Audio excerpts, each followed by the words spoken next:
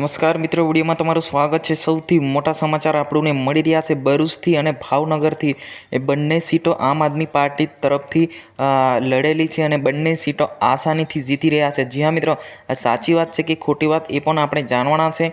અને સૌથી પહેલાં અમારી ચેનલ પર નવા હો તો ચેનલને સબસ્ક્રાઈબ કરી નાખતો। આવતીકાલે સૌથી વધારે ગુજરાતમાં હાહાર મચવાનું છે કે યાની 26 બેઠકોમાંથી 4 બેઠકો હરી રહ્યા છે। કોંગ્રેસ જીતી રહ્યા છે, આમ આદમી પાર્ટી જીતી રહ્યા છે, ભારતીય જનતા પાર્ટી જે સારા નેતાઓ છે ઘર બેસી રહેશે એવું લોકો કહી રહ્યા છે।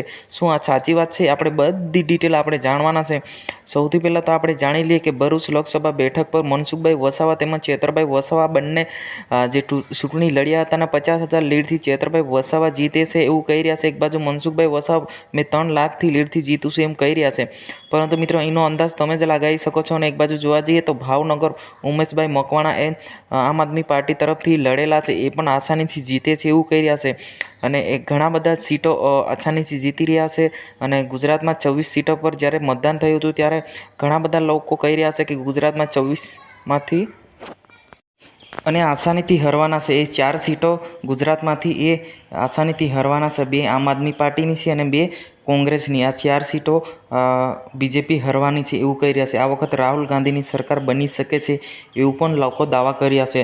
તો મિત્રો, આવતીકાલે ભરૂચમાં હાહાર મચાવી દેવાના છે અને ઘણા લોકો કહી રહ્યા છે કે આ વખતે રેલી પર પ્રતિબંધ મૂકવામાં આવ્યું છે, ડીજે પર પ્રતિબંધ મૂકવામાં આવ્યું છે એવું લોકો દ્વારા પત્ર લખવામાં આવ્યું છે। આને લઈને તમારે શું કહેવું છે કોમેન્ટ બોક્સમાં અવશ્ય જણાવશો, કેમ કે મિત્રો આ વખતે ચૂંટણીનો જંગ ફૂલ જામેલો છે અને ચેતરભાઈ વસાવા અને મનસુખભાઈ વસાવા ગુજરાતની સૌથી ચર્ચાદાર બેઠક છે। તો શું થશે? આ છે ભરૂચની જનતા વિશ્વાસ રાખીને ચેતરભાઈ વસાવાને જીતાડશું એવું ઇન્ટરવ્યૂમાં કહી રહ્યા છે, પરંતુ મિત્રો આવતીકાલે જ ખબર પડશે કે ઘટના શું થશે છે।